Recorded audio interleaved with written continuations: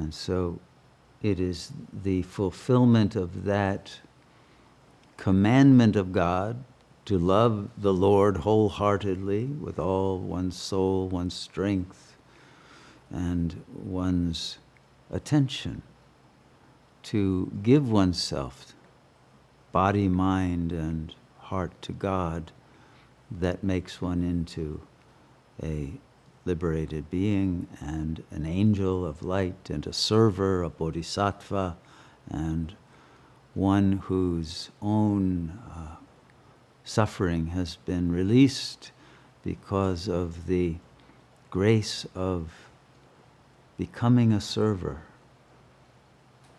rather than a taker, which the ego is, rather than someone who longs for approval and validation from the phenomenal plane. It is independence from any need of the validation of the other, and any need of even extending the illusion of existence in the phenomenal plane,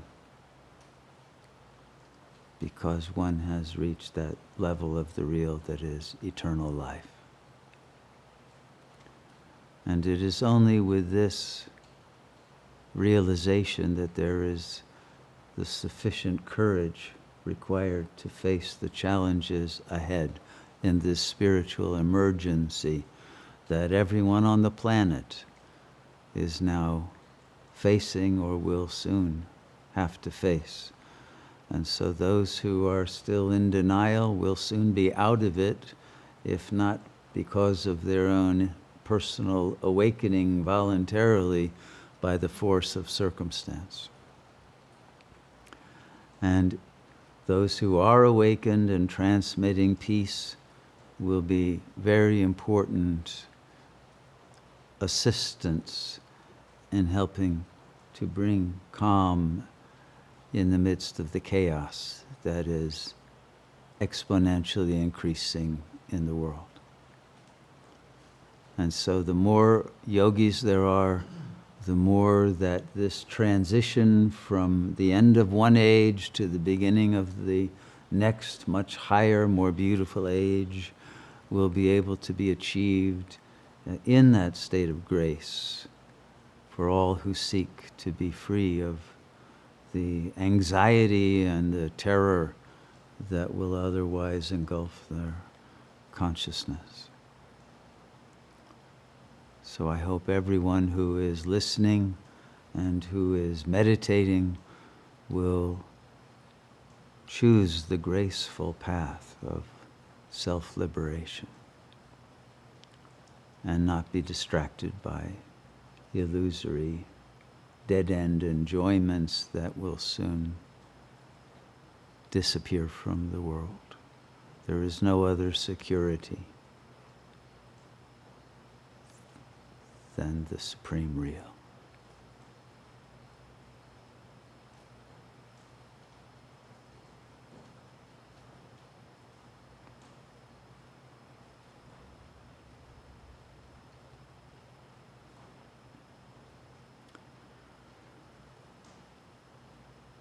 To the Sat Yogi who has achieved realization of the truth, it is a matter of indifference whether the world is ending, quote unquote, because there really is no world. It's only a dream.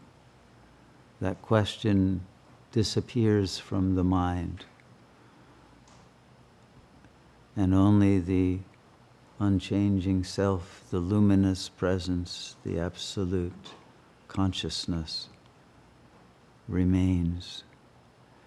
And there is no enmeshment in the events that seem to unfold on the phenomenal plane. One is a witness, an observer, and a transmitter of peace in the world only through the bodily vehicle, but not of it, and with a consciousness free of any identification with anything or anyone who is a mere appearance.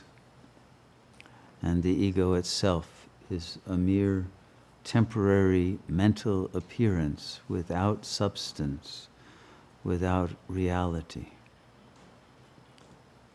And so the yogi lets go of all that is unreal, beginning with the ego itself. And then all of the other unrealities that are the cause of suffering also fall away spontaneously.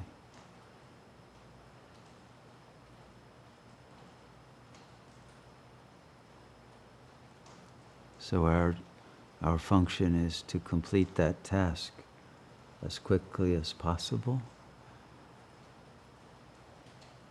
so that we are available to be of service within the frame of reference of duality,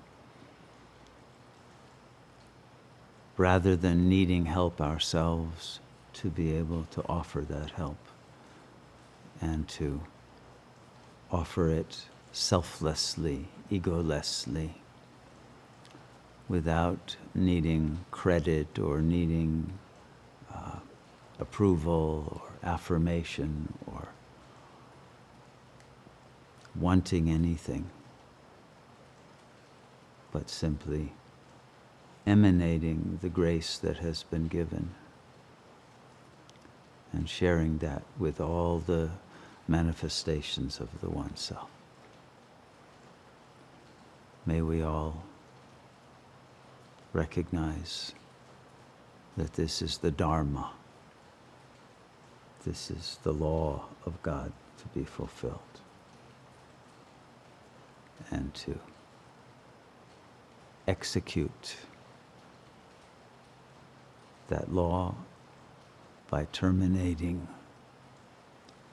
the illusion of the ego without delay.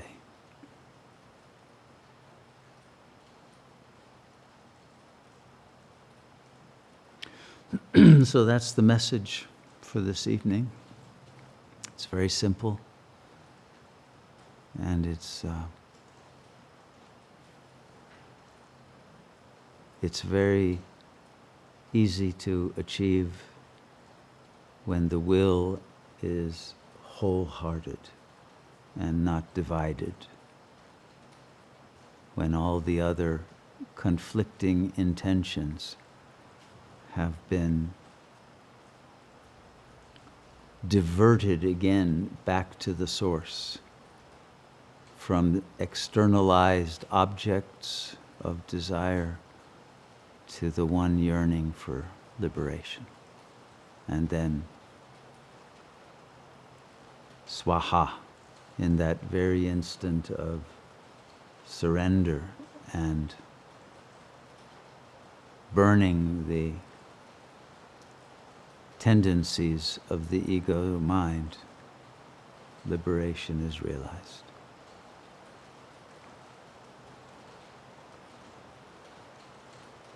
This is the subject of the next retreat, so I think that that retreat has been explained.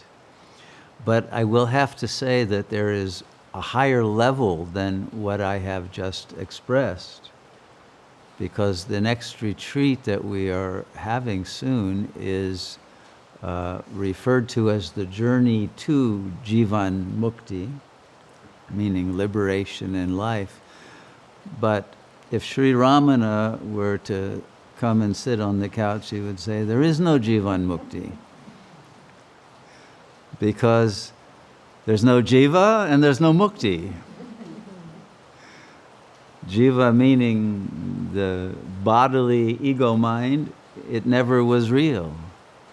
You were never born. There was never a creation. We never left the state of liberation. So we don't need to be liberated because we were never in bondage.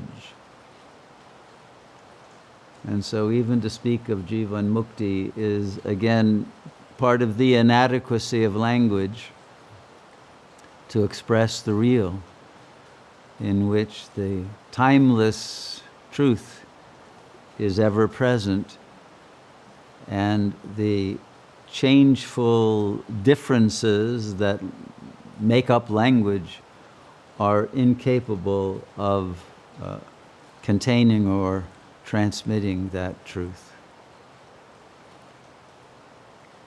But we must do the best we can with that instrument, given the addiction to language that consciousness has fallen under in the end of Kali Yuga.